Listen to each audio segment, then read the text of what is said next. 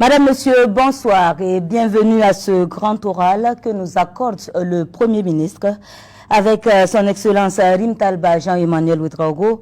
Nous évoquerons plusieurs aspects de la vie nationale allant de la sécurité à la diplomatie, en passant par l'économie, l'éducation, les questions sociales, etc. Excellence, bonsoir. Bonsoir, Madame Ouattara.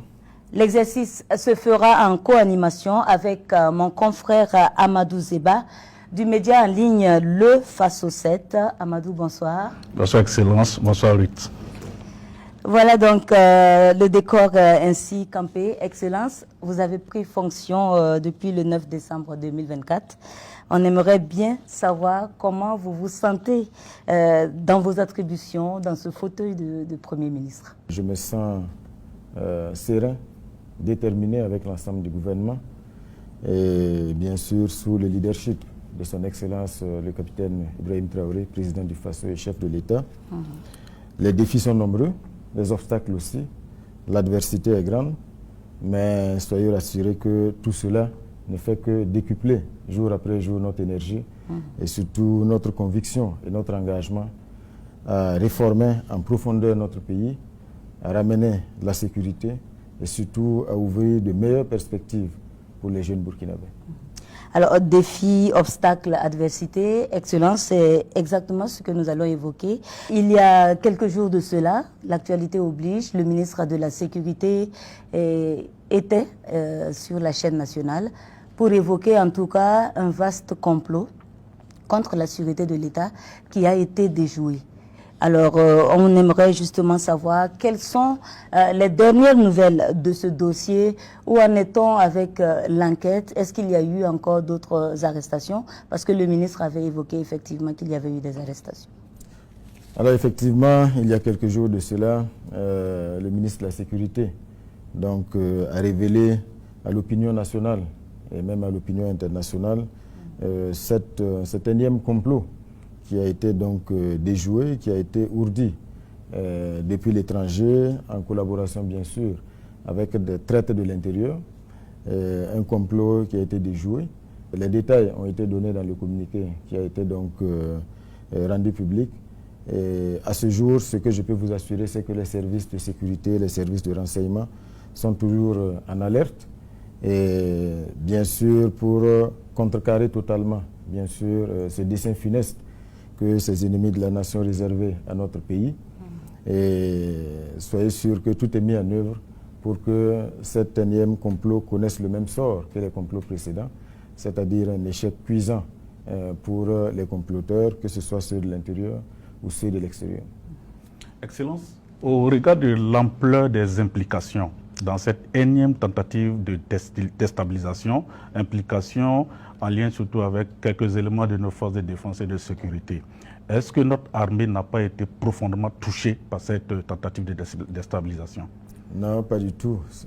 Rassurez-vous, les vrais combattants aujourd'hui sont au front, déterminés, ils remportent des victoires et bien sûr quelques égarés qui sont très facilement donc corruptibles et qui ne sont en réalité que des outils, voilà, qui sont manipulés, instrumentalisés et qui malheureusement cèdent. Mais il n'y a aucune inquiétude à se faire. L'armée, nous avons une armée déterminée, une armée professionnelle et surtout aujourd'hui une armée qui mène avec honneur le combat pour la reconquête du territoire burkinabé, pour la reconquête de la dignité du peuple burkinabé et surtout le combat pour l'indépendance réelle de notre pays, et cela en bonne intelligence avec les armées sœurs de l'AES, de la Confédération des États du Sahel, notamment donc du Mali et du Niger, avec lesquelles elles sont, je veux dire, donc l'armée en étroite collaboration. Et soyez convaincus d'une chose, tous les jours, la conviction que nous allons gagner cette guerre grandit et nous allons tout mettre en œuvre pour y parvenir. Alors, Excellence, relativement à cette actualité, on a entendu le ministre de la Sécurité qui a effectivement, et une fois de plus, pointé du doigt la Côte d'Ivoire. Alors, on aimerait savoir aujourd'hui, que reproche-t-on exactement aux autorités ivoiriennes? Est-ce le fait d'offrir le gîte et le couvert à des personnes qui agissent contre la sûreté de l'État burkinabé, ou alors on reproche d'autres choses aux autorités ivoiriennes? Tous les cerveaux de ce complot, comme ceux des complots précédents, ils sont aujourd'hui en Côte d'Ivoire, qui leur offre bien sûr le gîte et le couvert. Et c'est depuis donc ce pays que toutes ces tentatives-là sont ourdies, orchestrées, et surtout que certains d'entre eux aujourd'hui, pour certains d'entre eux, les masques sont tombés parce qu'ils sont en étroite collaboration avec les terroristes qui endeuillent notre pays. Ils en sont les porte-voix. Ils amplifient aujourd'hui les attaques terroristes. Et tous les jours, ils travaillent donc à démoraliser nos forces combattantes. Et ce sont des gens aujourd'hui qui ont renié leur patrie, qui ont renié la terre dans laquelle est enterré leur cordon ombilical. C'est extrêmement grave, mais ça montre aussi à quel point ces individus-là sont sans dignité. Donc, ils sont tous en Côte d'Ivoire. Nous le disons, les faits sont têtus. C'est regrettable. Le chef de l'État l'a dit. Entre les peuples burkinabés et ivoiriens, il n'y a aucun problème. Ce sont des peuples qui ont toujours vécu en bonne intelligence, en toute fraternité. Et aujourd'hui, il est pratiquement impossible de séparer ces deux peuples-là, qui sont fortement imbriqués par l'histoire, par la géographie. Et c'est difficile aujourd'hui dans certaines zones de voir une famille qui n'a pas un frère en Côte d'Ivoire. On a beaucoup de frères ivoiriens qui vivent au Burkina Faso ici. Oui. Tout ce qui se joue comme action de manipulation pour déstabiliser notre pays, le peuple ivoirien n'est pas au courant. Au-delà de ça, ce qui est triste également, c'est qu'en réalité, le combat que nous menons aujourd'hui pour la vraie indépendance du Burkina Faso, du Mali, du Niger, pour l'affranchissement réel, pour le rétablissement de notre dignité, c'est un combat que nous menons contre le même maître, le même impérialiste. Et aujourd'hui, le peuple ivoirien est victime également de ce même impérialiste qui domine, exploite, nourrit les tensions, et ça a toujours été ainsi. C'est pour dire que c'est un combat qui en réalité devrait unir les peuples burkinabés, les peuples ivoiriens, maliens, nigériens, les peuples d'Afrique. Parce que c'est le vrai combat pour l'indépendance réelle. Et donc, c'est dommage de constater aujourd'hui que ce peuple ivoirien-là est pris en otage. Parce que c'est un peuple, je suis convaincu, qui ne souscrit pas du tout à ce qui est ourdi donc, depuis ce pays, contre un peuple frère, contre un pays frère, qui nous demande aujourd'hui d'avoir la liberté de pouvoir donc travailler pour l'épanouissement du peuple burkinabé et surtout de pouvoir donc s'affranchir de tous les liens qui sont là depuis longtemps. Et le moment est venu donc de casser, de briser toutes les chaînes. Et je pense que le capitaine Thomas Sankara le disait, l'esclave qui n'est pas capable d'assumer sa révolte ne mérite pas que l'on s'apitoie sur son sort. Aujourd'hui, le peuple burkinabé assume sa révolte et tous les liens, toutes les chaînes seront brisées. Excellence, il y a l'un des nôtres, Alain Traoré dit Alino Faso, qui, selon les communiqués officiels, est dans les geôles ivoiriens. Alors aujourd'hui, que savez-vous de cette affaire? Avez-vous des informations supplémentaires? Pour tout vous dire, on a été surpris. C'est vrai que Alino Faso, Alain Traoré, est d'origine burkinabé, mais je peux dire que c'est peut-être l'un des jeunes aussi qui symbolisait le trait d'union entre les peuples burkinabés et ivoiriens. Parce que de ce que nous savons, son épouse est ivoirienne. Il y vit avec ses enfants, il mène ses activités en Côte d'Ivoire comme au Burkina Faso. Et il a toujours été celui qui prêchait vraiment cette entente, cette fusion entre les peuples burkinabés et ivoiriens. Et cela se voyait parce qu'il est dans le showbiz. Il faisait donc, il organisait des concerts, il faisait venir des artistes ivoiriens au Burkina. Il faisait partie des artistes burkinabés en Côte d'Ivoire. Donc on a été surpris. Mais on est convaincu que tout cela ne peut être logé que surtout dans cette volonté aujourd'hui de diaboliser. Parce que ce que, semble-t-il, on lui reproche, c'est d'être impliqué dans des actions de subversion. Voilà. Tout ce qu'on savait de lui, c'est que c'est quelqu'un qui fait la promotion de ses activités, mais c'est quelqu'un aussi qui soutenait aujourd'hui les forces combattantes, parce qu'il ne manquait pas de faire des publications sur sa page pour galvaniser les forces combattantes, mais il ne manquait pas aussi de faire des publications pour donner son opinion en disant sur tel aspect ou tel aspect, voilà ce qu'il suggère.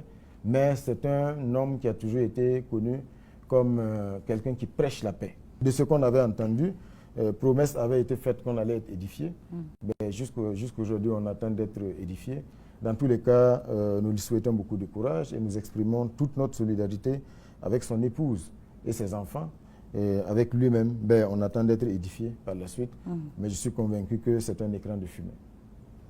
Excellence, dès sa prise de pouvoir, le chef de l'État, son Excellence le capitaine Ibrahim Traoré, déclarait que le territoire burkinabé était presque complètement perdu. Moins de 2 ans et demi après, devant l'Assemblée nationale, vous déclariez que ce territoire a été reconquis à plus de 71%.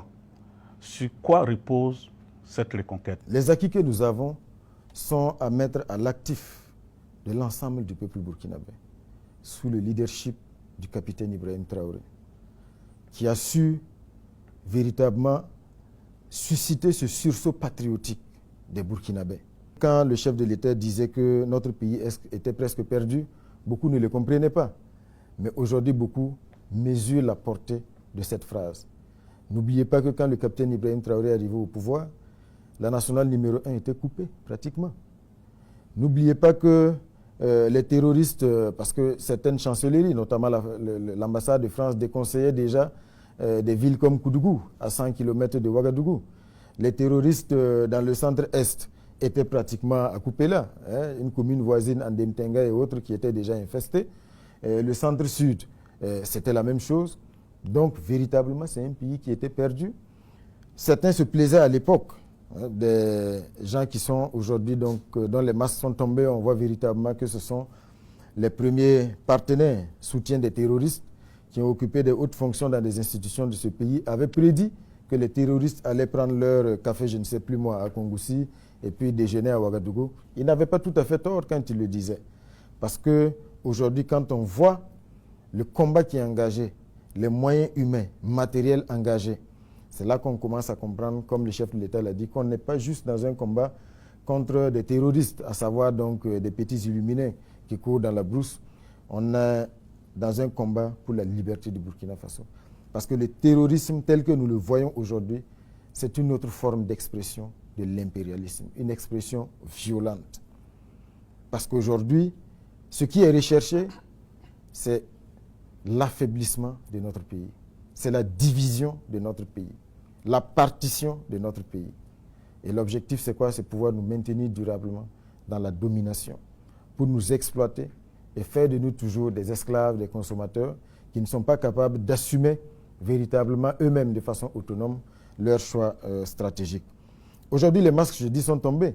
Parce que quand vous regardez aujourd'hui, ce sont des médias français aujourd'hui qui publient les vidéos des attaques terroristes. Et il vous souviendra que ces terroristes qui nous attaquent, que ce soit le UGS, le JNIM, le GSIM, sont classés aussi terroristes par la France, du moins officiellement. Et jusqu'à une date récente, je pense que la présence des militaires français ici, c'était pour les combattre. Mais aujourd'hui, comme je dis, les masques commencent à tomber. Et nous commençons clairement à voir aujourd'hui, comme je l'ai dit, que le peuple burkinabé est engagé dans un combat pour sa liberté, aux côtés des peuples maliens, nigériens, dans le cadre de la Confédération, qui est donc un cadre confédéral issu donc de cette vision stratégique historique des 3 leaders de nos États. Et pour revenir plus précisément à votre question, effectivement, le sursaut patriotique des Burkinabés, qui s'est manifesté à travers donc les différentes contributions au Fonds de soutien patriotique, mais aussi la vision stratégique de notre leader, le capitaine Ibrahim Traoré, qui a su, dans l'adversité, transformer notre armée, la restructurer, l'équiper, pour aujourd'hui en faire une armée qui va à l'offensive et qui nous permet aujourd'hui non seulement de reconquérir des espaces qui étaient irrémédiablement perdus, mais aujourd'hui de consolider la conviction que nous allons gagner cette guerre parce que nous avons des héros sur le terrain qui se battent avec détermination. Ce sont des terres que nous avons héritées de nos ancêtres. Ce sont des terres que nous allons tout faire pour reconquérir, les léguer à nos descendants afin d'être légitimes et surtout d'être à la hauteur de l'héritage que nous avons eu donc et que nous devons assumer aujourd'hui. Dans cet effort de reconquête, comment appréciez-vous l'engagement des forces civiles aux côtés des forces militaires, parlant des volontaires? Comme vous l'avez indiqué, dans la stratégie donc déployée aujourd'hui et surtout dans l'approche qui a été donc mise en œuvre par le capitaine Ibrahim Traoré, la mobilisation des VDP, les volontaires pour la défense de la patrie, qui sont donc des civils patriotes, qui aujourd'hui également sont engagés aux côtés des forces combattantes, notamment donc les forces de défense et les forces de sécurité intérieure, parce que tout simplement, ce sont des civils qui sont révoltés, mais des civils qui savent également que le salut du Burkina ne peut venir d'ailleurs. Ce sont les fils du Burkina qui doivent se mettre debout, assumer les sacrifices et surtout faire en sorte que nous puissions être à la hauteur de ces phrases que nous aimons entonner dans notre hymne national, parce que par le sang, par la sueur, les fils du Burkina Faso se sont mis debout pour reconquérir leur territoire, rétablir leur dignité et affranchir leur pays.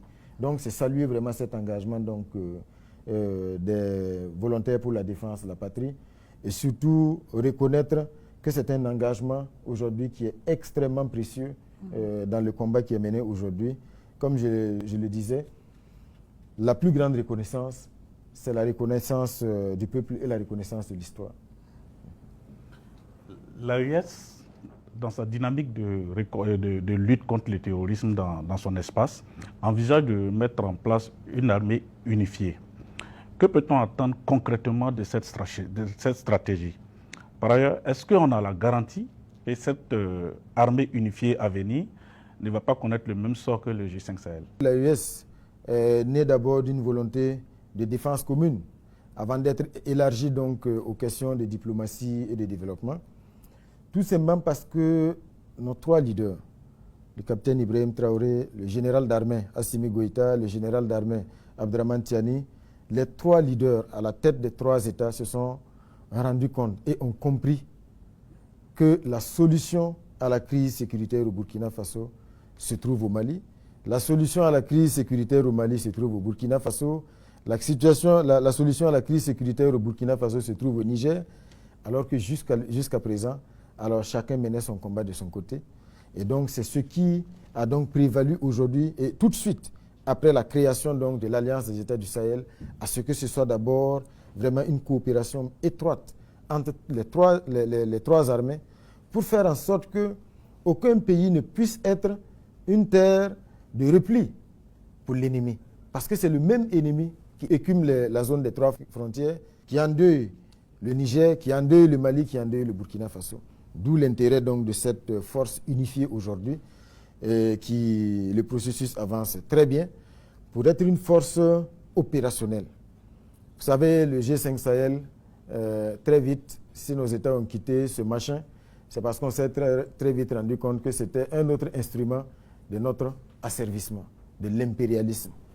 Parce que quand vous voyez à l'époque, en réalité, les 5 États qui composaient ce G5 Sahel ne décidaient pratiquement de rien.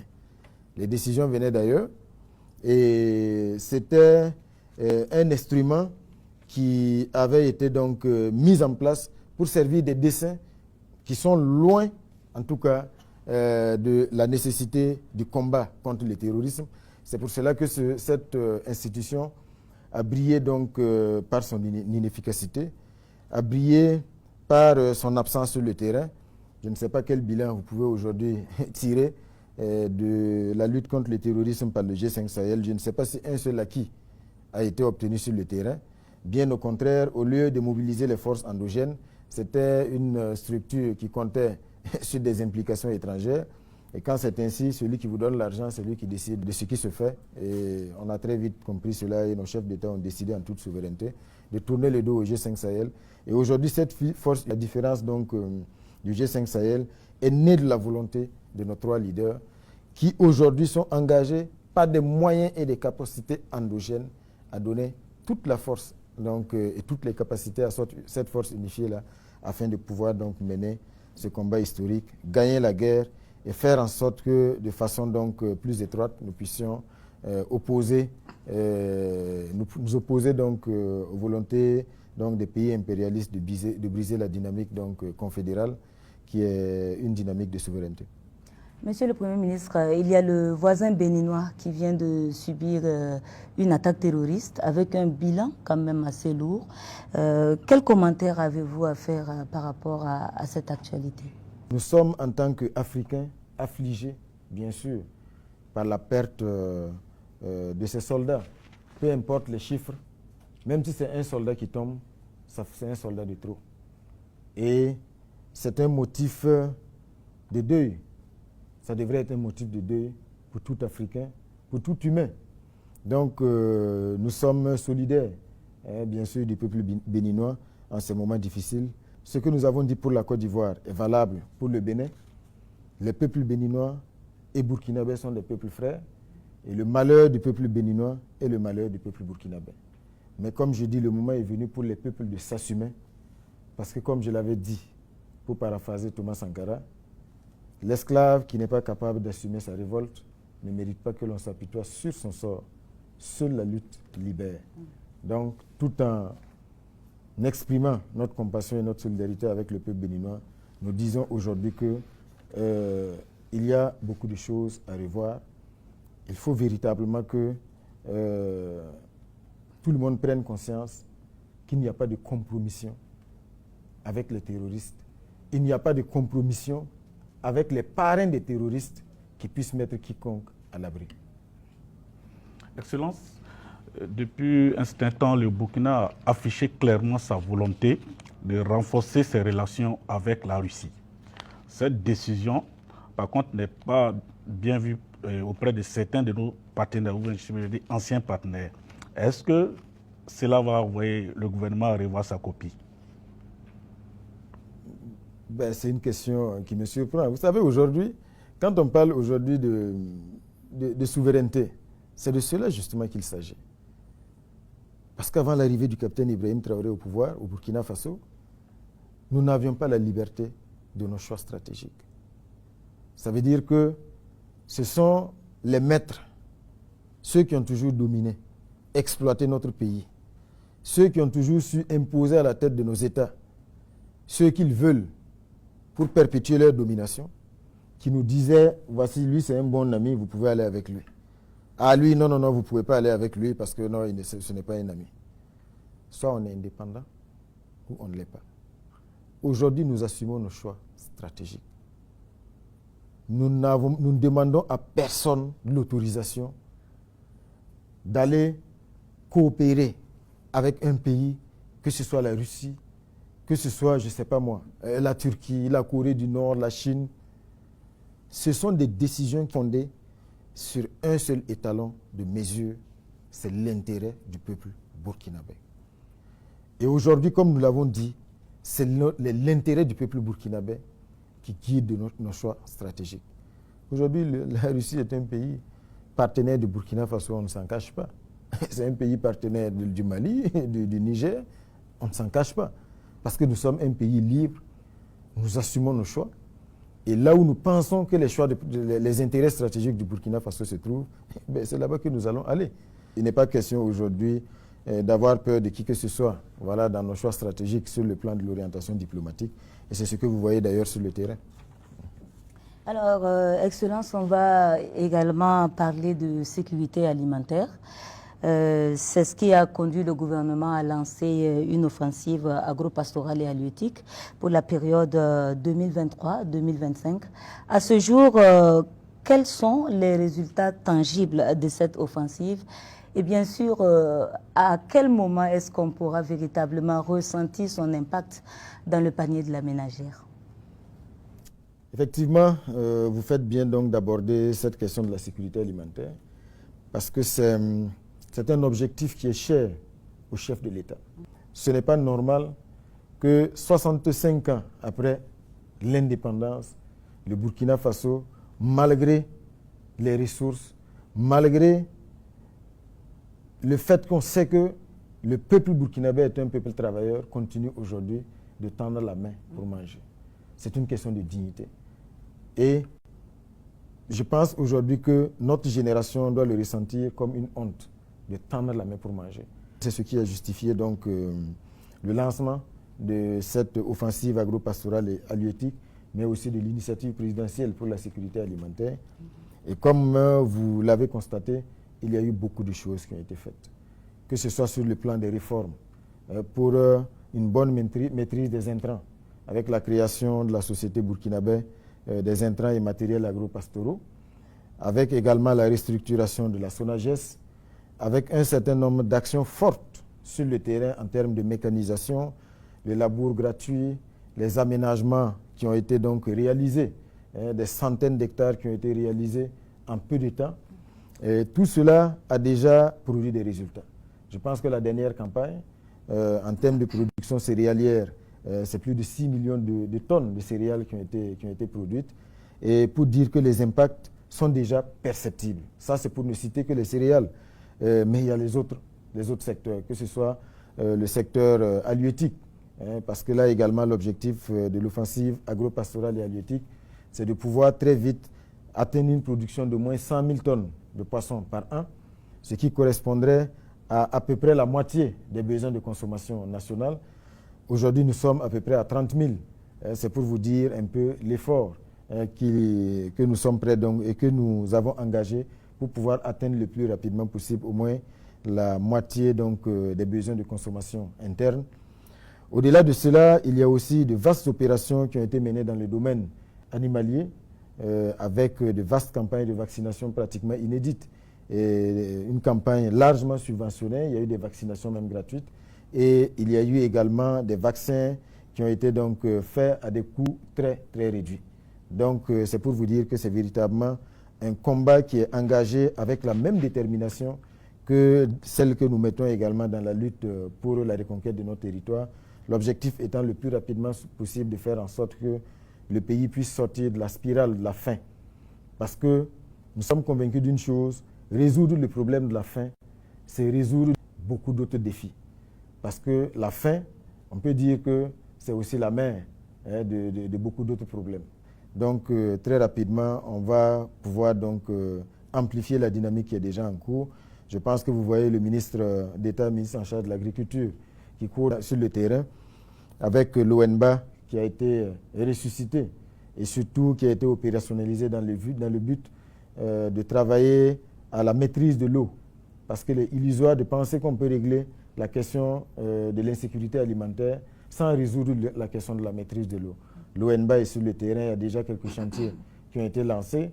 Eredougou, Bouloré dans le centre-ouest, Boulbi ici à côté de Ouagadougou, Diaradougou dans l'ouest, et il y a d'autres chantiers comme ça qui vont être lancés parce que l'ONBA a vocation le plus rapidement possible à faire en sorte que nous améliorons donc la maîtrise de l'eau pour ne pas juste nous contenter de la saison des pluies, mais pouvoir donc avoir plusieurs cycles de production dans les régions, ce qui pourrait garantir donc une augmentation significative des quantités produites et qui vont aussi nourrir bien sûr les unités de transformation pour avoir de la plus-value, mais aussi que les Burkinabés puissent consommer. Ce qui est produit ici, c'est plus sain et surtout ça permet de mieux structurer les filières, de créer des emplois, de créer des richesses.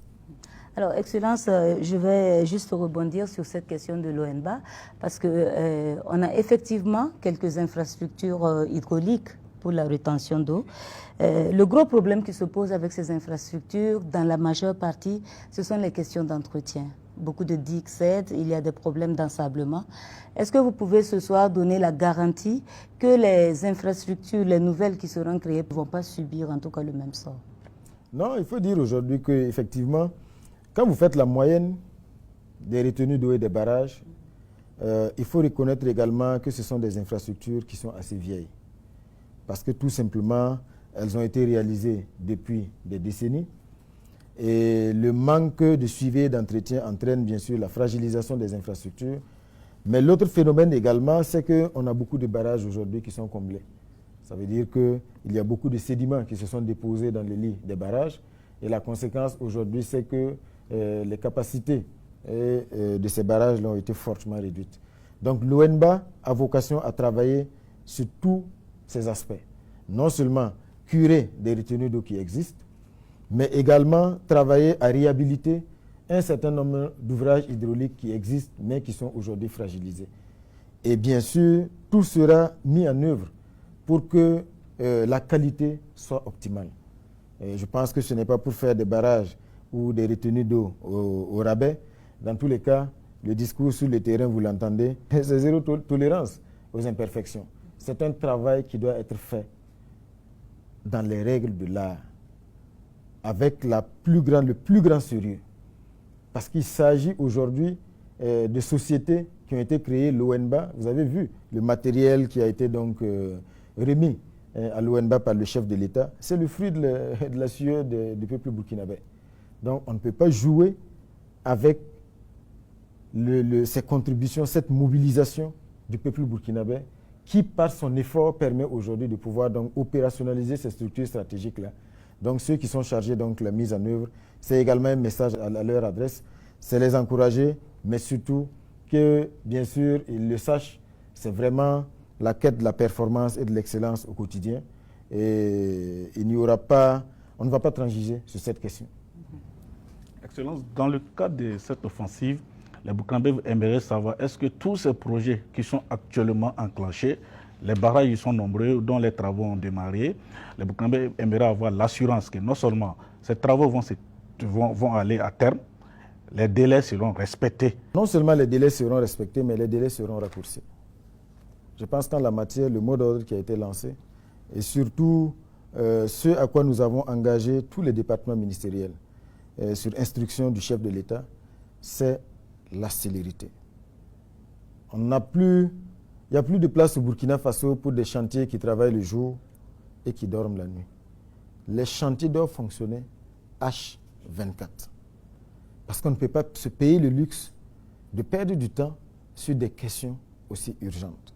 C'est pour cela que vous pouvez avoir la garantie qu'il y a un suivi qui est fait de très près de tous les chantiers qui sont lancés pour s'assurer véritablement que les choses aillent bien, que les choses aillent vite.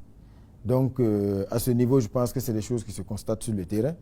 Les différents départements ministériels, les différents ministres sont sur le terrain parce que la rigueur qui est donc attendue ne peut pas s'accommoder donc d'une gestion à partir des bureaux, à partir des ministères.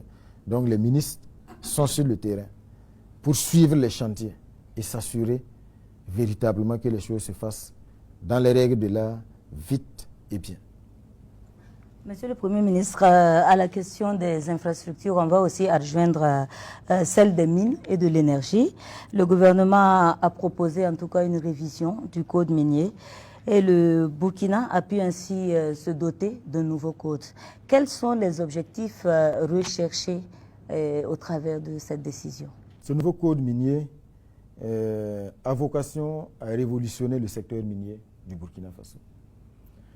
Parce que c'est un nouveau code minier qui est bâti sur une seule vision, faire en sorte que l'activité minière au Burkina Faso crée du développement. Faire en sorte que les retombées de l'activité minière soient plus perceptibles et soient plus amplifiées au profit des citoyens burkinabés. C'est pour cela que beaucoup de décrets d'application du code minier ont déjà été adoptés. Et quand vous regardez aujourd'hui, tout est mis en œuvre pour que toutes les exploitations minières du Burkina Faso profitent avant tout au peuple burkinabé. Donc, après l'adoption de ce code minier et de ces décrets d'application, le pays va tirer de plus grands avantages de cette exploitation minière et surtout avec également l'adoption du contenu local qui fait aujourd'hui, qui enjoint les entreprises, les sociétés minières à accorder donc la priorité à l'expertise nationale, aux fournisseurs nationaux. Ça devrait créer un écosystème beaucoup plus favorable au développement du Burkina Faso et on devrait voir davantage les retombées de l'exploitation minière du Burkina Faso afin que ce ne soit pas juste les conséquences que les populations subissent, mais que véritablement elles puissent sentir que les minéraux qui sont exploités profitent véritablement à leur pays. Excellence, on a constaté aussi que le gouvernement a pris la décision de reprendre en main certaines exploitations minières. Est-ce que vous pouvez revenir sur les motivations d'une telle décision? Ça participe de la même vision. Parce qu'aujourd'hui, il y a la Société de participation minière du Burkina qui a été créée, la SOPAMIB, et qui a déjà récupéré, racheté deux mines industrielles, notamment donc Bungu et Wagnon, et ça va se poursuivre. Parce qu'au-delà donc des mines industrielles, on a aussi le domaine du semi-mécanisé, dans lequel aujourd'hui on s'investit. L'objectif, c'est toujours vraiment d'optimiser les retombées de l'exploitation minière pour le Burkina Faso.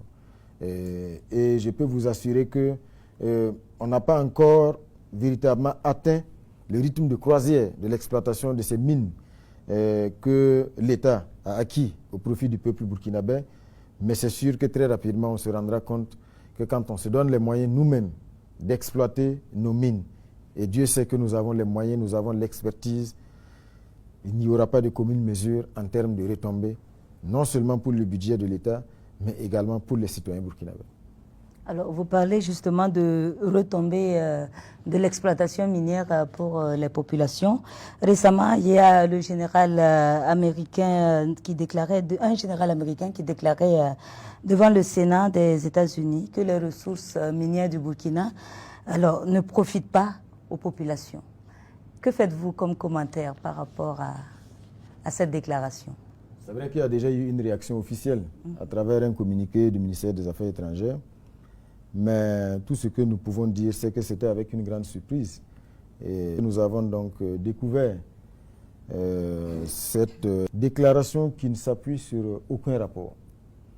Et on est d'autant plus surpris que cela vient d'un général qui a plutôt vocation à gérer des questions militaires, notamment donc l'US Africom, dont il est le patron. Donc, c'était vraiment une grande surprise. Et ce qu'il faut dire déjà, c'est que ça n'a aucune chance de prospérer, cette manipulation. Parce que tout simplement, quand vous prenez le Burkina Faso aujourd'hui, grâce à la vision du chef de l'État dans le domaine de la production aurifère, c'est ce qui se passe, c'est du jamais vu. Pour prendre l'exemple de l'année qui s'est achevée, 2024, la Société nationale des substances précieuses, SONASPE, a collecté plus de 8 tonnes d'or en 2024. Le premier trimestre 2025, nous sommes à plus de 11 tonnes d'or déjà collectées. C'est une société d'État. Et aujourd'hui, la question qu'il faut se poser, parce que ces quantités d'or énormes qui sont collectées sont issues en grande partie de l'exploitation artisanale. Posez-vous la question, où est-ce que cet or partait? Et nous sommes convaincus que ces volumes d'or collectés au Burkina Faso sont encore, les marges de progression sont encore importantes. Donc il faut se demander déjà, alors toute cette quantité d'or, par quel circuit elle quittait le Burkina Faso? Aujourd'hui, tout est mis en œuvre pour que l'or du Burkina Faso profite au Burkina Faso. Pour la première fois, on est engagé dans un processus de constitution d'une réserve d'or au Burkina Faso. Et c'est pendant donc que tout ce travail est fait et produit des résultats significatifs visibles par le peuple burkinabé qu'il y a eu donc cette déclaration mensongère de la part d'un général qui cache mal sa volonté de manipuler et de diaboliser. Et vous vous souviendra, et nos aînés nous le disent, sous la révolution de Thomas Sankara, je pense que Thomas Sankara était victime de la même manipulation à une certaine époque. On l'a accusé de tous les péchés d'Israël, accusé d'enrichissement illicite, et tout cela participait d'une volonté de le diaboliser, de manipuler les opinions, et pour créer les conditions favorables pour ce qui s'est passé. Donc, est-ce que ceci explique cela? Nous n'allons pas dire tout de go que c'est de cela qu'il s'agit, mais nous sommes convaincus d'une chose, cette déclaration du général américain, elle n'est pas anodine, mais aujourd'hui vous voyez toute la réaction, tout le tollé que cela a suscité, c'est une déclaration qui n'a aucun lien avec la réalité sur le terrain. Et ce général ferait mieux de s'occuper des questions militaires parce qu'en termes de manipulation, il brille par sa médiocrité. Excellence, le président du Faso annonçait tout dernièrement que le Burkina Faso allait construire 3 000 à 5 000 routes par an. Comment est-ce que votre gouvernement compte réaliser cet exploit, ou du moins relever ce défi? Alors, ce qu'il faut dire à ce niveau également, c'est que c'est l'une des grandes priorités qui nous a été assignée par le chef de l'État, parce qu'aujourd'hui, il est illusoire de penser qu'on peut transformer structurellement le Burkina Faso, créer les bases d'un développement durable sans résoudre les questions d'infrastructure. Il est aussi illusoire de penser aujourd'hui qu'on peut régler cette question en restant dans les mêmes pratiques. Je l'avais expliqué face aux députés. 1 kilomètre de route en béton bitumineux est évalué entre 500 millions et 1 milliard. Le réseau classé du Burkina Faso compte aujourd'hui plus de 15 000 kilomètres. À peu près le tiers aujourd'hui est bitumé. Et même ce tiers bitumé, quand on regarde de près, une bonne partie est dans une situation de dégradation. Comment vous pouvez penser, si on ne change pas d'approche, comment on peut penser résoudre cette question? C'est pour cela que l'initiative Faso-Mebo a été lancée par le chef de l'État, qui est une initiative aujourd'hui qui nous permet de nous doter des capacités pour pouvoir agir sur le terrain en régie. C'est-à-dire déployer le matériel et réaliser un certain nombre d'infrastructures routières en régie. Et c'est ce qui se passe aujourd'hui. Vous avez été témoin de la remise d'un lot de matériel impressionnant à Faso-Mebo, qui est déjà engagé sur le terrain avec, bien sûr, certaines infrastructures prioritaires. Et l'autre volet également qui rend urgent et stratégique la mise en œuvre donc, de Faso-Mebo et surtout la réalisation des infrastructures, c'est que les infrastructures doivent soutenir les opérations de reconquête du territoire. Aujourd'hui, nous avons des zones qui sont reconquises en cours de consolidation, mais la consolidation passe également par la réalisation de bonnes routes. Parce qu'aujourd'hui, nos soldats, nos vaillants combattants font face à un ennemi qui brille par sa lâcheté. Et chaque fois que des zones sont conquises, ce qui lui reste maintenant, c'est venir mettre des engins explosifs, enterrer des engins explosifs. C'est parce qu'effectivement, le réseau routier vétuste et qui dans certaines zones n'existe même pas, permettent effectivement de pouvoir donc le faire. Donc la réalisation de ces routes-là fait partie aujourd'hui de la dynamique de reconquête et de consolidation donc, des zones du Burkina Faso. Et c'est appelé à s'intensifier. Et certainement très rapidement, vous allez donc voir Faso-Mebo, vous allez voir concrètement donc, les premières réalisations de Faso-Mebo. Ça va s'amplifier parce que le matériel va encore être acquis pour constituer davantage de brigades et afin de pouvoir répondre donc, à cet impératif de réalisation d'infrastructures routières partout au Burkina Faso. Quelles sont les perspectives du gouvernement pour trouver des solutions aux problèmes liés au déficit énergétique? Cette année, en 2025 par rapport à 2024, les capacités endogènes de production électrique ont été significativement améliorées. Parce qu'il y a eu des centrales thermiques qui ont été récupérées.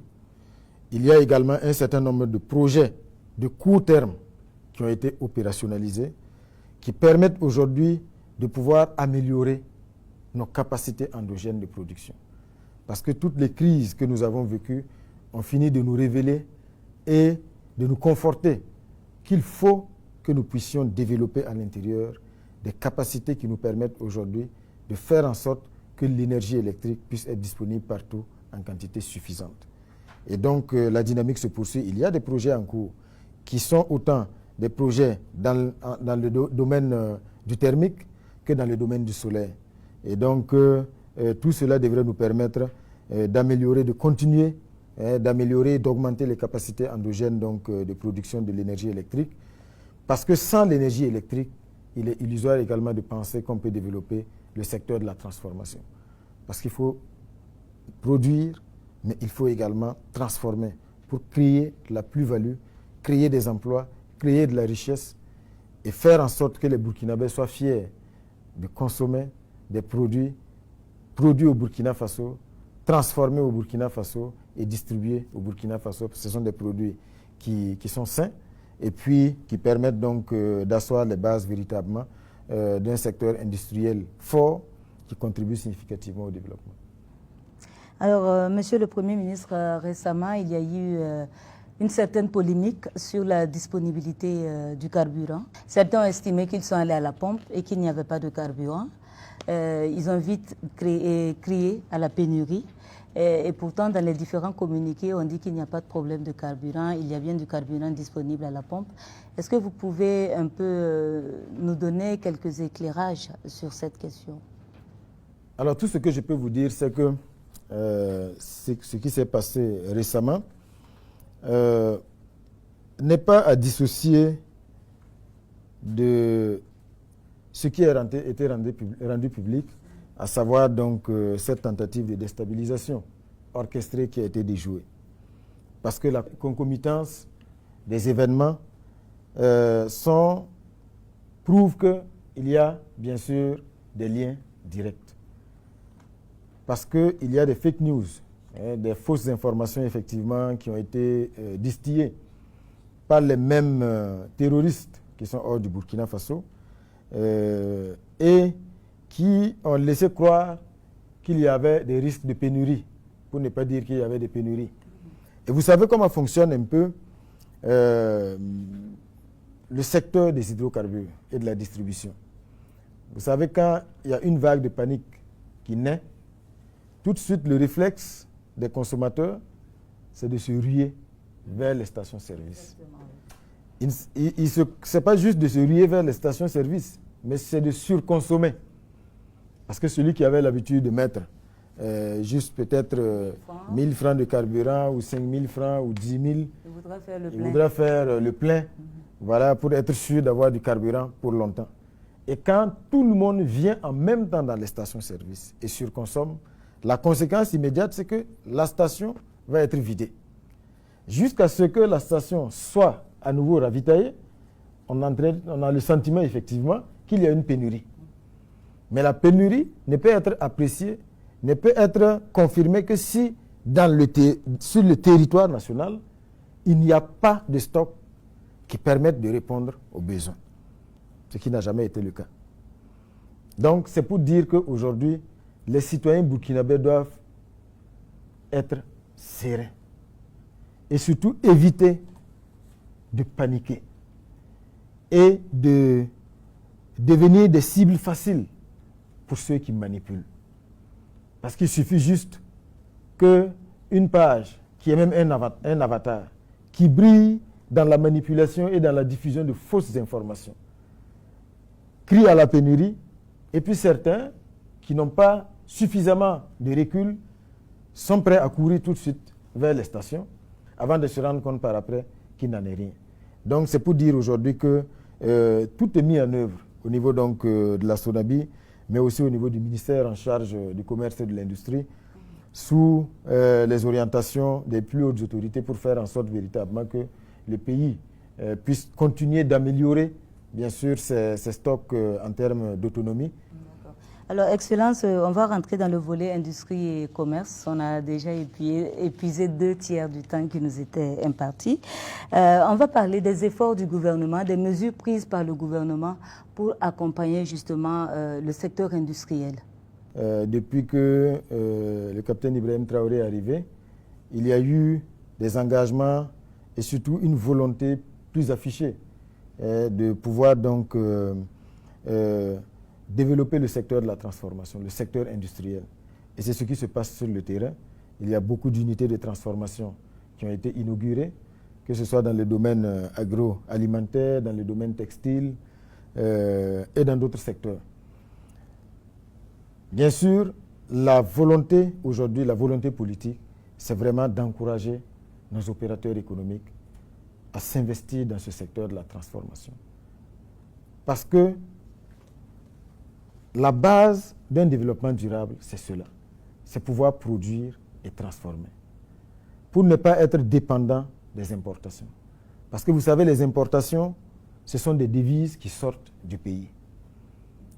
Donc, l'objectif aujourd'hui, c'est vraiment d'avoir un secteur industriel qui est fort.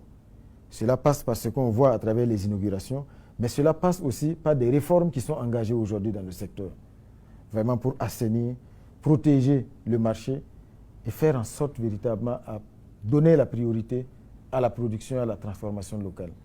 C'est ce qui va nous garantir aussi de pouvoir donc créer de la plus-value et surtout de faire en sorte que les acquis dans le domaine de l'offensive agro-pastorale et halieutique puissent être bonifiés par la transformation parce que ce qui est produit est transformé, il y a de la plus-value et puis bien sûr consommer et exporter. C'est ça la vision et donc c'est un secteur dans lequel également tout est mis en œuvre. Voilà, pour faire en sorte véritablement que nous ayons des capacités endogènes de transformation. C'est d'autant plus stratégique que vous l'avez vécu pendant... On ne sait pas le boutiquier, vous êtes complice également, bien sûr, de cette mauvaise pratique.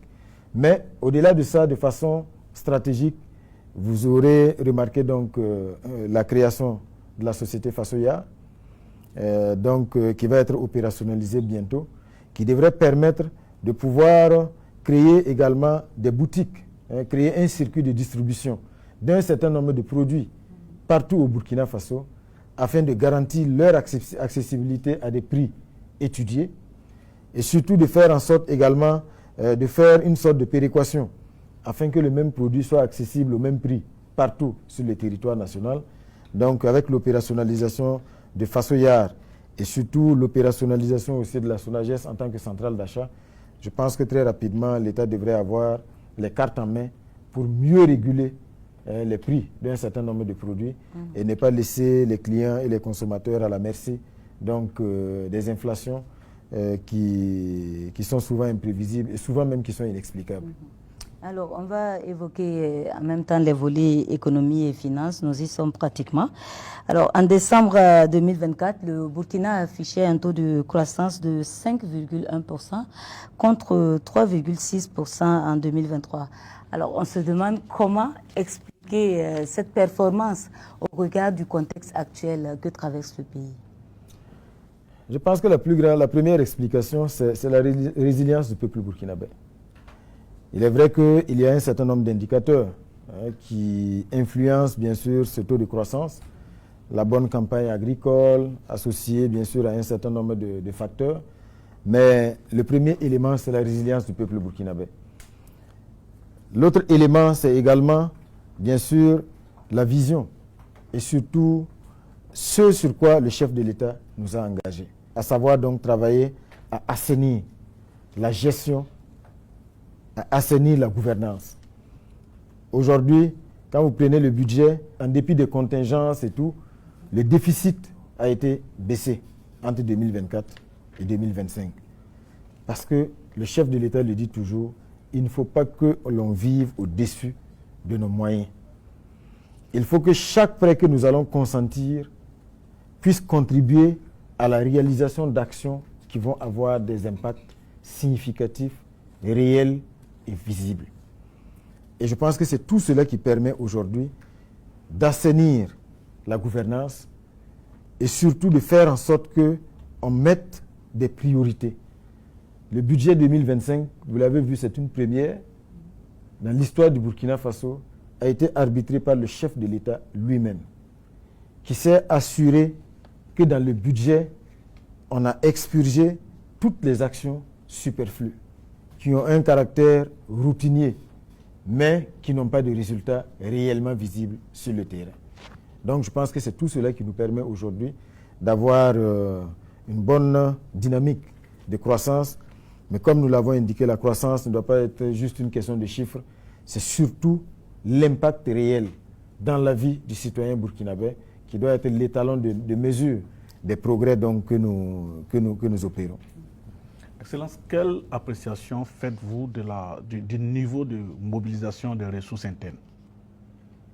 Oui, il faut saluer aujourd'hui le patriotisme du peuple burkinabé. un patriotisme qui se voit à travers le fonds de soutien patriotique qui, pour 2024, a battu le record de 2023 parce qu'on a mobilisé près de 175 milliards de francs CFA grâce aux contributions volontaires des Burkinabés, mais aussi grâce aux taxes et aux prélèvements qui ont été institués. Donc ça, c'est déjà un marqueur de l'engagement et du sursaut patriotique du peuple burkinabé. Et donc, face aux différentes restrictions, parce qu'il faut le dire aujourd'hui, le Burkina, à cause de l'option de souveraineté que nous avons prise, mais aussi du fait que nous refusons aujourd'hui le dictat et que nous refusons qu'on nous dicte ce que nous devons faire, fait face à des restrictions. Donc, tous les projets de transformation structurelle de notre pays, pour que ces projets-là aboutissent, nous devons d'abord compter sur nos propres ressources, sur nos capacités endogènes. C'est pour cela qu'il faut saluer cette dynamique, saluer les performances des différentes régies des mobilisations qui, chaque année, améliorent donc ces performances-là et permettent de mobiliser davantage de ressources internes. C'est ce qui permet aujourd'hui de mettre en œuvre toutes les actions sur le terrain qui ont vocation à transformer structurellement le Burkina Faso. Alors, il y a aussi la question de la pression fiscale qui est jugée quand même assez importante sur les populations, si bien que les ménages ont le sentiment de vivre au rythme des impôts et taxes. Alors, qu'est-ce qui peut expliquer ce choix de politique fiscale? Non, ce n'est pas une question, ce n'est pas une question de choix. Vous savez, dans bien des cas, ce ne sont pas de nouvelles taxes qui ont été instituées. Dans bien de cas, en dehors bien sûr du fonds de soutien patriotique, il s'agit juste d'un assainissement et surtout de faire en sorte que tous les secteurs qui sont imposés payent. Et surtout que ce qui est payé aille véritablement dans les caisses de l'État. Parce qu'il y avait beaucoup de déperditions. Donc, c'est ce travail d'assainissement aujourd'hui, peut-être qui peut donner ce sentiment. Mais dans tous les cas, comme nous l'avons indiqué tantôt, il faut que nous sachions aujourd'hui qu'il faut que nous comptions d'abord sur nous-mêmes, sur nos propres ressources. Parce que la main qui reçoit est toujours au-dessous de celle qui donne. Si nous voulons aujourd'hui nous affranchir du dictat de ces pays qui nous ont toujours considérés comme leurs esclaves, il faut que nous puissions travailler véritablement, à créer les richesses à l'intérieur, nous donner nous-mêmes les moyens de nos ambitions. Il y a également l'épineuse question de la dette intérieure. Quelle stratégie votre gouvernement va adopter pour apurer ce passif-là? Il y a de gros efforts qui sont déjà faits. Il y a de très gros efforts qui sont déjà faits et qui ont permis d'apurer une bonne partie de cette dette intérieure. Mais la dette intérieure, il faut le savoir, elle est dynamique.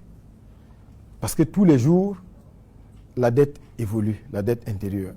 Parce qu'il y a des nouveaux contrats, des nouveaux marchés, des nouveaux projets qui sont contractés. Et chaque fois qu'un nouveau projet est contracté, tout de suite, ça rentre dans la dette publique. Parce qu'une fois que les contrats sont signés, il faut payer. Et avant que ce soit payé, c'est versé, c'est comptabilisé comme une dette publique et dette intérieure. Donc c'est pour dire que c'est une dette intérieure qui fait l'objet de grands efforts. Une bonne partie est épongée, mais comme je dis, la dette intérieure, elle est dynamique. Et il ne faut pas penser qu'un jour viendra où on va dire la dette intérieure, c'est zéro, sauf si l'État arrête, bien sûr, de lancer des actions sur le terrain, de construire des hôpitaux, construire des routes, parce que bien souvent, bien sûr, ça passe par des marchés. Et une fois que des marchés sont passés, leur exécution, il y a aussi des processus financiers jusqu'à leur paiement. Et avant que ce soit payé, c'est considéré comme une dette intérieure. Donc la dette intérieure, on a vraiment un œil là-dessus au niveau du ministère de l'économie. Tout est mis en œuvre également pour apurer cette dette intérieure. Des grands efforts sont faits, mais comme je dis, la dette intérieure est dynamique. Et voilà, il n'y a pas lieu de s'inquiéter. On va aussi parler de lutte contre la corruption avec justement votre politique gouvernementale pour endiguer ce fléau. La corruption, c'est vraiment un fléau qu'il faut combattre avec la dernière énergie. Vous êtes témoin aujourd'hui du mot d'ordre de zéro tolérance à la corruption, si fait que tout est mis en œuvre au quotidien, véritablement, pour traquer ce phénomène-là, pour le réduire, parce que c'est une source importante de déperdition. Et malheureusement, ça vient affaiblir les capacités ou les résultats des actions de l'État sur le terrain. Mais la lutte contre la corruption, ce n'est pas juste, ne doit pas juste être le fait de l'administration et de l'État. Les citoyens doivent y contribuer. Et surtout, ne pas céder. La dernière fois, je pense à Zignaré, le chef de l'État, le disait, quand vous arrivez dans une administration et que les règles pour pouvoir accéder à un document donné sont établies et qu'on vous demande de donner quelque chose, si vous donnez, c'est que vous êtes complice. Vous êtes le corrupteur. Parce que pour qu'il y ait corruption, il y a le corrompu, mais il y a aussi le corrupteur. Donc c'est amener tout le monde également dans ce même élan, dans le sursaut, aujourd'hui, dans la réaffirmation de la dignité du peuple burkinabé, du Burkindi, là, qu'on puisse aujourd'hui travailler véritablement à tordre le cou à ce phénomène de la corruption et faire en sorte vraiment d'assainir l'ensemble de la gouvernance à toutes les échelles. Sinon, c'est un combat qui est mené vraiment avec la plus grande détermination. On a justement eu un petit aperçu de l'ampleur que pourraient avoir justement ces actes de corruption, notamment dans l'administration avec le procès Théa. Et jusque-là, en tout cas, beaucoup ont espéré qu'il y ait une suite, parce qu'on a vu que le procès s'est refermé avec la mise en cause de certaines personnes et personnalités. Est-ce qu'il faut justement s'attendre à cela? Je pense que si vous parlez de suite, c'est surtout les suites judiciaires. Bien sûr. Parce qu'à ce niveau, effectivement, je pense que le juge l'avait dit. C'est sûr que peut-être l'instruction suit son cours, parce que ce procès-là a permis également de mettre en cause non seulement d'autres personnes, mais de révéler d'autres pratiques qui étaient là et qui sont tout autant passibles de poursuite que l'affaire Théa elle-même. Donc, c'est sûr qu'au niveau de la justice, l'instruction suit son cours. Mais déjà au niveau administratif, vous avez été témoin de tous les enseignements que nous avons tirés en ordonnant déjà un audit général dans les différents ministères et institutions, mais en prenant déjà des mesures à travers des circulaires qui ont été signées pour enjoindre les ministres, mais aussi les présidents d'institutions, à regarder de près et faire en sorte que ceux qui sont commis à la gestion de ces ressources-là ne soient pas maintenus à ces postes trop longtemps. Le délai qu'on a donné aujourd'hui, c'est 3 ans, pour ne pas laisser les gens s'asseoir et surtout asseoir des pratiques qui sont malsaines, mais de façon durable dans les ministères. Je pense que l'affaire Théa, au-delà de tout, a un caractère pédagogique et a révélé aussi les failles de l'administration. Les failles de l'administration, et nous travaillons aujourd'hui à combler ces failles-là et faire en sorte à réduire, bien sûr, les marges de manœuvre de ceux qui sont chargés de gérer les deniers publics, parce que ce sont ces marges de manœuvre, quand elles sont importantes, qui ouvrent la porte à des pratiques comme celles que nous avons découvertes dans le procès Théa. Toujours dans le cadre des actions de répression contre la corruption, faudrait-il s'attendre à une suite judiciaire en ce qui concerne le dossier du stade du 4 août? C'est un dossier qui a connu plusieurs rebondissements, plusieurs milliards ont été éjectés avant que on ait les résultats que le ministre nous a permis de voir il y a quelques jours. Est-ce qu'il y a une suite judiciaire qui pourrait découler de ce dossier-là? L'affaire est déjà en justice. L'affaire est déjà en justice. À ce stade, je ne peux pas vous dire, je ne suis pas dans le secret de Dieu et le secret de l'instruction, mais il est clair que le processus de réhabilitation du stade du 4 août pour son homologation a été manifestement entaché de pratiques et de malversations.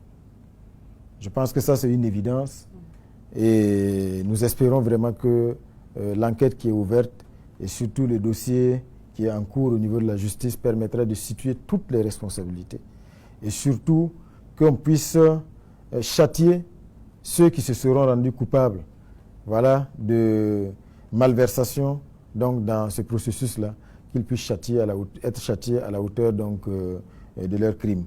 Dans tous les cas, pour le stade du 4 août, comme vous l'avez vu, il y a des décisions fortes qui ont été prises. Le chef de l'État donc a autorisé, il y a un début d'année, que l'on puisse donc aller vite en impliquant une entreprise qui a vraiment l'expertise, qui a déjà homologué des stades dans d'autres pays, à des coûts nettement inférieurs que ce que la réhabilitation du stade du 4 août a déjà coûté. Et aujourd'hui, les résultats sont déjà palpables. Le délai court jusqu'en juin. Mais à ce stade, déjà, ce que nous voyons sur le terrain nous convainc que le stade devrait être disponible le plus rapidement possible afin que les fans du sport burkinabé, ceux, bien sûr, qui jusqu'à présent sont frustrés de toujours voir nos étalons, nos ambassadeurs du sport, être obligés d'aller donc jouer, les journalistes y compris, aller jouer loin de nos bases, qu'ils puissent venir au stade, soutenir leur équipe. Je pense que ça devrait se faire le plus rapidement possible. Et ça ne va pas s'arrêter là, parce qu'en termes d'infrastructures sportives, il y a beaucoup d'autres projets qui sont en cours, que ce soit à Bobo-Dioulasso, que ce soit à Ouagadougou, pour réaliser des stades également modernes et surtout qu'on puisse s'assurer vraiment que nos sportifs bénéficient de bonnes infrastructures. C'est également un facteur pour l'amélioration de leur performance. Nous y travaillons. Sinon, le dossier est en justice. Nous espérons vraiment que les responsabilités vont être situées et surtout que ceux qui auront été donc seront coupables de malversation seront châtiés. Alors, Excellence, on va également parler assez rapidement du volet santé avec la mise en œuvre de la question de l'assurance maladie universelle. On sait que le gouvernement, en tout cas, est sur le dossier depuis un certain nombre d'années. Vous entendez donner un coup d'accélérateur à ce projet. Comment est-ce que vous comptez gérer cette question? Il faut dire que, effectivement, dans le processus d'opérationnalisation de l'assurance maladie universelle, il y a de grands pas qui ont été franchis. Vous vous souviendrez qu'en 2024, la plupart des textes dont l'adoption freinait, dont la non-adoption plutôt freinait la mise en œuvre de cette assurance maladie universelle, ces textes ont été adoptés, ce qui a permis d'ouvrir la voie à son opérationnalisation. Nous sommes dans le processus toujours, qui est très, très avancé. Il y a eu un recensement qui a déjà été fait, avec des centaines de milliers d'agents qui ont déjà donc été enregistrés et le processus se poursuit. Dans tous les cas, je pense qu'il y a beaucoup de paramètres aujourd'hui qui sont pris en compte pour faire en sorte que véritablement cette assurance maladie universelle là, vienne améliorer l'accessibilité vraiment aux soins de santé à tous les citoyens burkinabés. Parce que malheureusement, le facteur financier est bien souvent malheureusement un frein aussi à l'accès aux soins de santé. Et nous pensons que cette assurance maladie universelle va permettre véritablement de révolutionner le secteur de la santé et améliorer significativement la santé des populations burkinabées. L'État est prêt à consentir bien sûr les efforts en termes aussi de contribution pour l'équilibre d'ensemble donc de la mise en œuvre de cette assurance maladie universelle là. On est sur le chemin. S'il y a des obstacles et des difficultés, des enseignements seront tirés. Mais dans tous les cas, tout sera mis en œuvre pour faire en sorte qu'on ait vraiment un dispositif opérationnel et un dispositif avantageux, voilà, pour les citoyens burkinabés. On constate également le déploiement des cliniques mobiles auprès des populations. Est-ce que cette dynamique va se poursuivre? Absolument. Les enseignements qu'on peut tirer déjà de ces premières cliniques mobiles-là sont très satisfaisants. Parce que quand vous voyez l'engouement des populations de façon générale, et plus particulièrement de nos sœurs et de nos mères, chaque fois que les cliniques mobiles leur offrent l'opportunité de pouvoir bénéficier d'une bonne consultation, avec bien sûr des offres qui autrement ne pourraient être accessibles que si elles se déplacent dans les grands centres de santé. Cela témoigne aujourd'hui véritablement de l'efficacité de ces cliniques mobiles. Et là, jusqu'à aujourd'hui, elles continuent d'être déployées pour se rapprocher davantage donc, des populations et offrir cette opportunité de pouvoir bénéficier donc, de soins de qualité, de diagnostics de haut niveau À ce stade, déjà, le bilan est très satisfaisant. Il y a des milliers de femmes qui ont bénéficié de consultations et qui ont été prises en charge par après. Pour celles chez qui on a détecté peut-être certaines anomalies. Donc, ça devrait se poursuivre et faire en sorte véritablement qu'on puisse toujours travailler à rapprocher les offres de santé, les services de santé des populations. Alors, on va parler société des informations, mais vraiment assez sommairement parce qu'on est très pris par le temps. Alors, récemment, lors des deuxièmes journées des engagements patriotiques, le chef de l'État avait fait une invite à l'ordre et à la discipline. Et immédiatement après cette invite, on a assisté à la sortie de ce qu'on appelle le gilet jaune pour les travaux d'intérêt commun. Quel commentaire faites-vous justement par rapport à cela? Ce qu'il faut dire, c'est que les journées d'engagement patriotique et de participation citoyenne ont donné le temps par leur thème. L'ordre et la discipline. Aujourd'hui, il faut que tous les citoyens burkinabés, plus particulièrement la jeunesse, comprennent rien ne peut se réaliser sans l'ordre et sans la discipline. Vous êtes témoins aujourd'hui de ce que nous voyons sur nos routes. Prenez une ville comme Ouagadougou, les usagers brillent par la défiance du code de la route.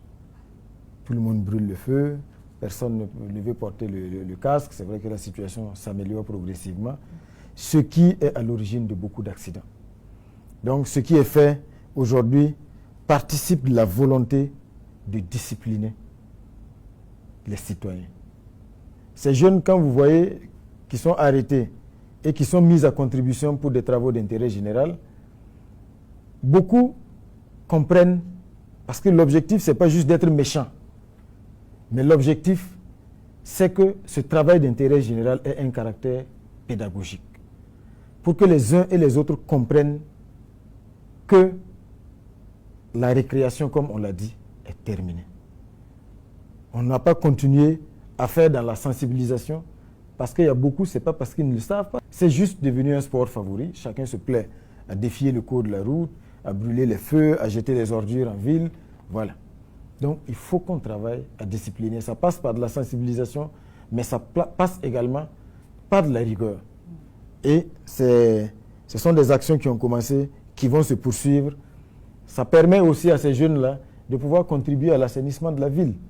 L'un dans l'autre, c'est bénéfique. Maintenant, comme je vous l'ai dit, ce n'est pas pour être méchant, mais c'est pour vraiment, dans un élan pédagogique, instaurer l'ordre et la discipline dans nos centres urbains et partout au Burkina Faso. Excellence, parlons de désinformation.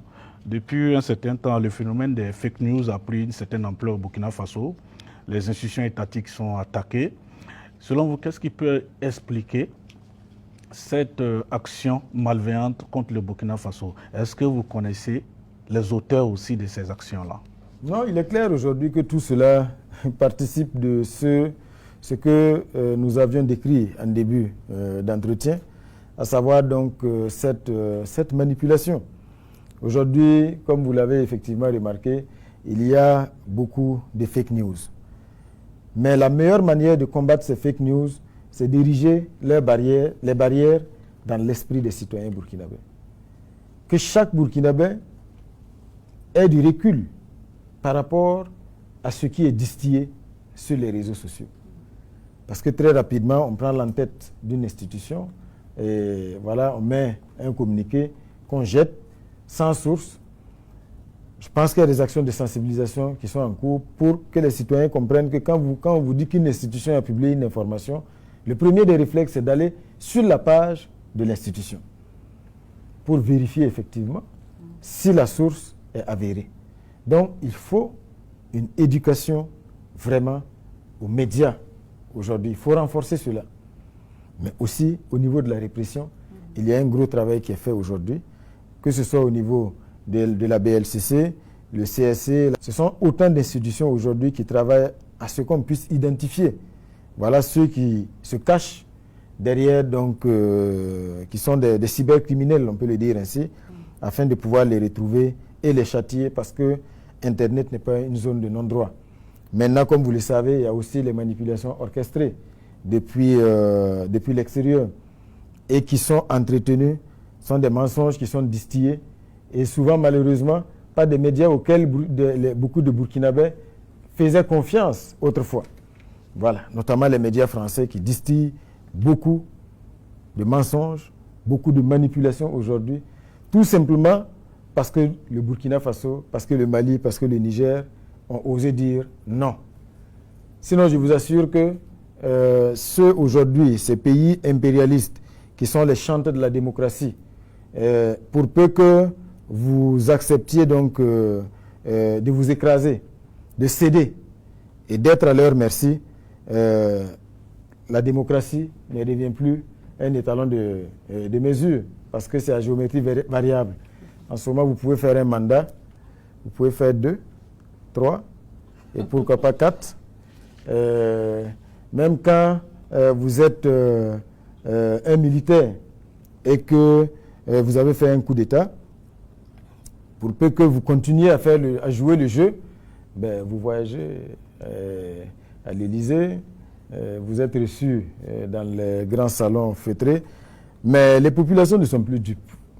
Vous savez, ceux aujourd'hui qui manipulent la notion de démocratie pour dire, bon, du moment où il n'y a pas eu vote, il n'y a pas eu ci, il n'y a pas eu cela, tout cela ne prospère plus. Parce que les mêmes pays coopèrent avec des royaumes.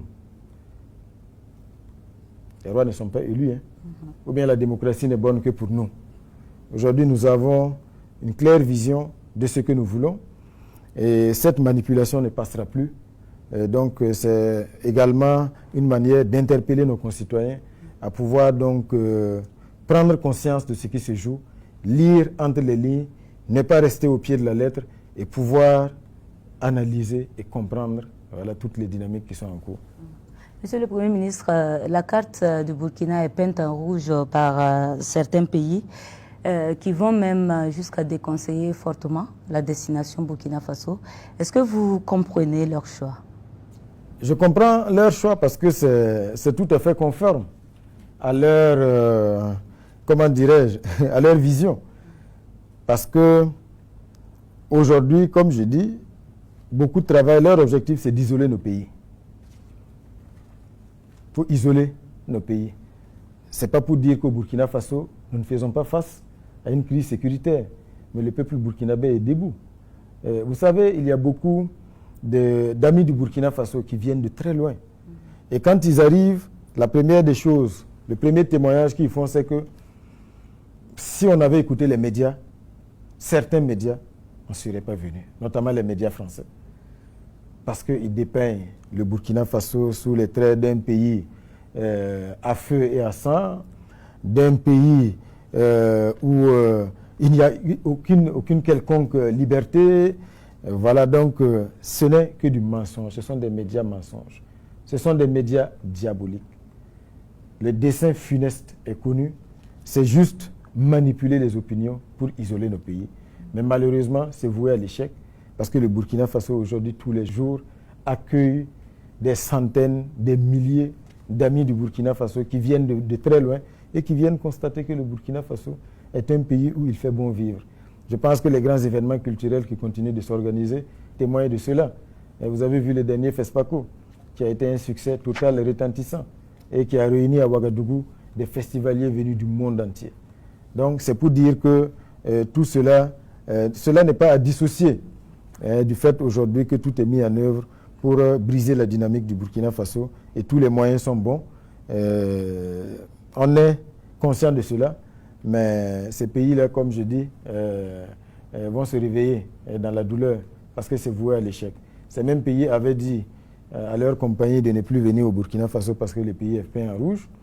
Et à un moment donné, les mêmes compagnies reviennent dire bon, on veut recommencer à desservir le pays. Bon, mais c'est un pays qui est peint en rouge. Vous n'êtes pas là, mais il y a beaucoup de compagnies aériennes qui viennent tous les jours, qui desservent Ouagadougou. Il n'y a aucun problème. Je pense que ce sont eux aujourd'hui qui se rendent compte aujourd'hui qu'ils sont pris dans leur propre piège et les choses vont aller toujours ainsi. Alors, Excellence, que dire si ce n'est merci pour ce temps d'entretien que vous nous avez accordé. Alors, Madame, Monsieur, merci de nous avoir suivis.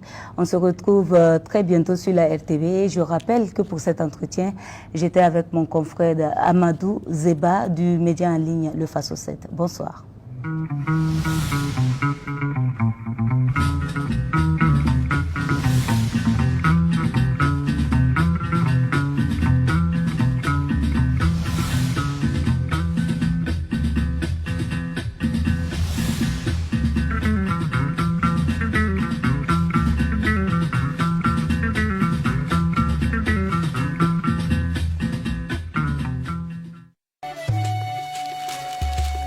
Qui que vous soyez,